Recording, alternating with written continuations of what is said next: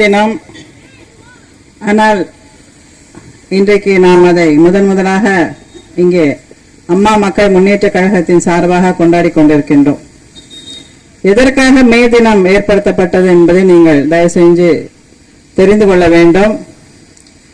தொழில் புரட்சி ஏற்பட்ட பொழுது America, Europe, England, France, Australia போன்ற நாடுகளில் 12 முதல் 15 மணி நேரம் தொழிலாளர்கள் வேலை செய்ய கட்டாயப்படுத்தப்பட்டார்கள். அப்போ அங்க சிகாகோல புரட்சி வெடித்து நாங்கள் வேலை செய்ய முடியாது, இத்தனை மணி நேரம் தொடர்ந்து எங்களால் வேலை செய்ய இயலாது என்று சொன்னபோது அங்க பெரிய புரட்சி வெடித்து கலவரம் வெடித்து பல உயிர்கள் கொல்லப்பட்டன. அதற்கு பிறகுதான் இந்த மே தினம் என்பது மே 1ஆம் தேதி 8 மணி நேரம் வேலை செய்தால் போறோம், வார விடுப்பு, வாரத்திற்கு ஒரு நாள் விடுப்பு வேண்டும் என்று பல சட்டத்திட்டங்கள் ஏற்படுத்தப்பட்டு அதை அறிவித்த நாளாக இந்த மே தினம் 1ஆம் தேதி கொண்டாடப்படுகின்றது. இது இந்த பகுதியில் கொண்டாடுற என்ன சிறப்புனா, திருவெரும்பூர் தொழிற்சாலை இருக்கின்றது. மிகப்பெரிய பாரம்பரியமிக்க மிக பழமையான தொன்மையான ஒரு தொழிற்சாலை. அங்கே பணியாற்றுகின்ற சில சகோதரர்கள் கூட இங்க வந்திருந்தாங்க. அந்த தொழிலாளர்களுக்கு நாம் இன்றைக்கு நம்முடைய வணக்கத்தையும் வாழ்த்துக்களையும் தெரிவித்துக் கொள்வது நம்முடைய கடமையாகும். தமிழகத்தில் சிங்காரவேலர் என்ற ஒரு காங்கிரஸ் தலைவர், அவர் தான் முதல்ல மெரினா கடற்கரையிலையும் அதற்கு பிறகு திருவான்மியூர் கடற்கரையிலையும் இந்தியாவிலேயே முதல் மே தின கூட்டத்தை நடத்தி காட்டியவர்கள். இப்ப தொழிலாளர்களுடைய ஒருங்கிணைப்பும் தொழிலாளர்களுக்கான அந்த தினத்தையும் மற்றும் முதலாக செங்கொடி, அந்த சிகப்பு கொடியை ஏற்றி மே தின விழாவை கடற்கரையிலே நடத்தி காட்டியவர்கள் அந்த சிங்காரவேலர் என்ற மனிதர். காங்கிரஸ்ல இருந்து அப்புறம் அவர் கம்யூனிசம், அதுல இருந்து கம்யூனிஸ்ட் சித்தாந்தம் துவங்கியது. ஆக இப்படி மே தினம் என்பதற்கு மிகப்பெரிய ஒரு வரலாறு உண்டு. அந்த தொழிலாளர்கள், அதான் அண்ணன் கதிரவன் சொன்னார், தொழிலாளர்கள் அன்றைக்கு இண்டஸ்ட்ரியல் ரெவல்யூஷன் புரட்சி வந்த போது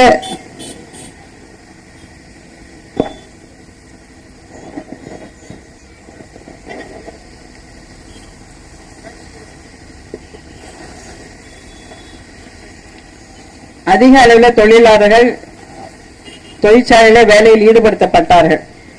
இப்ப நம்ம அன்பழகன் தெரிகிறாரு, ஜெயிக்கும் போது மட்டும் எப்படி அவன் மகனை கொண்டு வந்து நிறுத்துற, எல்லா கட்சியும் ஜெயிக்கும் நினைச்சுக்கிட்டு. இதுல தெரிஞ்சுக்கீங்க, நேருடைய உண்மையான முழு சுயரூபம் என்னன்னு தெரிஞ்சுக்கணும்.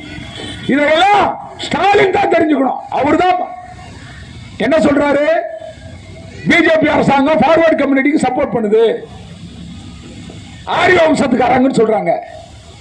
நேரு யாரு, பிசியா? அவரு ஃபார்வர்ட் கம்யூனிட்டி தான். அவர் கீழே இருக்க பிசி, எஸ்சி, எம்பிசி எல்லாம் போட்டு மிதிச்சு 30 வருஷம் ஆண்டுகிட்டு இருக்காருல்ல.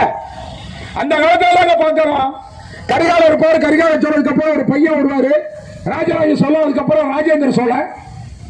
அதே மாதிரி தானே நடக்குது தமிழகத்தில் இன்றைக்கு ஆட்சி. கலைஞர், ஸ்டாலின், அடுத்தது உதயநிதி, இப்ப நேருக்கு அப்புறம் ஒரு பையன் அருண்.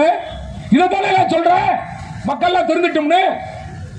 ஒன்ன தெரிஞ்சுக்கணும், நீங்க எம்பியா இருந்தா அவர் குடும்பம் தான் இருக்கணும், வேற யாரும் இருக்க கூடாது. போன திருப்பி என்ன பண்ணாரு, 2 தொகுதி நல்லா புரிஞ்சுங்க, பெரம்பலூர், திருச்சி ரெண்டையும் கூட்டணி கூட்டாரு. அதை பாரிவேந்தர் கூட்டாரு, திருச்சியா திருநாவுக்கரசு கூட்டாரு காங்கிரசுக்கு. போன திருப்பு ஏன்னா அப்ப அவன் பையன் தயாராகல, படிச்சுக்கிட்டு இருந்தான் லண்டன்ல. இந்த திருப்பு பெரம்பலூருக்கு பையன், திருச்சிக்கு வைகோவுக்கு. நான் உங்களை கேட்கிறேன், நேரு போய் சொன்னாராம் ஸ்டாலின், நாங்க எவ்வளவு சொன்னாலும் இந்த வைகோ பையன் கேட்க மாட்டேங்கிறாருங்க, ஏடிக்கு போட்டி பண்றாரு, நான் சொல்றதே கேட்க மாட்டேங்கிறாரு, அவரை வச்சு எப்படி தேர்தல் பண்றாருன்னு நேரு போய் சொன்னாராம் ஸ்டாலின். அட போட பைத்தியக்காரா, அவன் மவன்ட்டே ஒரு நேரம் தாக்கு பிடிக்க முடியலன்னா அப்ப எங்க அப்பானே என்ன பாடுபடுத்தலாம் தெரியுமா? யாரு, ஸ்டாலின் சொன்னது. வைகோ மவனே உன்னால தாக்கு பிடிக்க முடியலன்னா என்னங்க எங்க அப்பா கலைஞரை என்ன பாடுபடுத்தலாம் தெரியுமா? வைகோ போய் ஒழுங்கா வேலையை பார்த்து அவனை வீட்டுக்கு அனுப்புறானாரா. அதனாலதான் திமுக காரன் யாருமே இங்க வேலை செய்யல. முதல்ல தெரிஞ்சுக்கங்க. அப்படியே வேலை செஞ்சாலும் ஓட்டு போட்டா இந்த ஆள் கிளம்பி எங்க போயிடுவாரு? விருதுநகர் போயிடுவார்.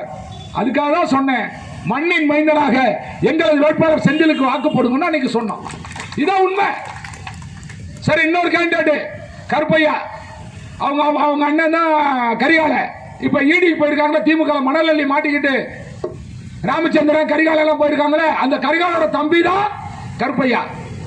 திமுக மணல் அள்ளுறாரு, துரைமுருகனுக்கு பணம் கொடுத்தாருன்னு டெல்லியில இருந்து ஈடி வந்து கூட்டிட்டு போய் கைது பண்ணுது. அந்த கரிகாலோட தம்பி கருப்பையா தான் கேண்டிடேட் ஏடிஎம்கே கேண்டிடேட். பாத்துங்க யோகி எப்படி இருக்குன்னு. இப்ப தெரியுதா திமுகவுக்கு அண்ணா திமுக அண்டர்ஸ்டாண்டிங்? மரியாதைக்குரிய ஸ்டாலின் என்ன சொன்னாரு? தேர்தல் நடக்கும்போது 6 மாசத்துல கொடநாடு கொலை வழக்கை கண்டுபிடிச்சிருவேன், உண்மையான குற்றவாளி உள்ள போடுவேனார். முதல் சட்டமன்றத்தில் என்ன சொன்னார்? 6 மாத காலத்திலே உண்மை குற்றவாளியை கண்டுபிடிப்பேன்னு சொன்னோன்னு ரோட்ல வந்து உட்கார்ந்தாரு எடப்பாடி. ஏன்னா அவன் தானே கொலை பண்ணது. எங்க அப்பா குருதுக்குள்ள இருக்குன்னு ஸ்டாலின் என்னன்னு சொன்னாரு? எடப்பாடி கொலை பண்ணாருன்னு சொன்னார் அசம்பிளில. இல்லையே, உண்மையான குற்றவாளியை கைது செய்யப்படுவான்னு சொன்னாரு. நேரா ரோட்ல வந்து உட்காந்துட்டான் அந்த ஆளு. 50 எம்எல்ஏ கூட்டு வந்து என்னை கைது பண்ண நடவடிக்கை எடுத்துக்கிட்டு இருக்காரு ஸ்டாலின். அப்ப தெரியுதா யார் குற்றவாளின்னு? இன்னைக்கு நான் உங்களை கேட்கிறேன், நம்ம காவல்துறை கேட்கிறேன், நீங்க கொடநாடு கொலை வழக்கில் எல்லாம் விசாரிச்சிட்டீங்க. 5 கொலை குற்றவாளி யாரு, 5 பேர்த்த யாரு கொலை பண்ணான்னு எல்லாம் தெரிஞ்சிடுச்சு. எல்லா இன்வெஸ்டிகேஷன் முடிச்சிட்டீங்க. டெலிபோன் ரெக்கார்டு எடுத்துட்டீங்க. யார் யாருக்கு பேசுனா எங்க பேசுனாங்கிறத எடுத்துட்டீங்க. அப்புறம் ஏன் நான் கைது பண்ணாம இருக்கீங்க? அங்கதான் சூட்சமே இருக்கு. ஆட்சிக்கு வந்தோடனே ஸ்டாலின் யாரால ரைடு பண்ணியாரு? ஏடிஎம்கே மந்திரி விஜயபாஸ்கர் கரூர், புதுக்கோட்டை விஜயபாஸ்கர் 2, மன்னார்குடி காமராஜ் 3, வேலூர் வீரமணி 4, தங்கமணி வேலுமணி 5, 6, இப்படி 7 மந்திரி கைது அரெஸ்ட் பண்ணி உள்ள இருக்க டாக்குமெண்ட் எல்லாம் எடுத்து சொத்தெல்லாம் பிடிச்சி வச்சுட்டேன். 2 வருஷம் ஆச்சு. என்ன எடுத்த? எவ்வளவு சொத்து பிடிச்சா? ஒரு எஃப்ஐஆர் போட்டிருக்கியா? சொல்லி பார்ப்போம். இதெல்லாம் எடுத்து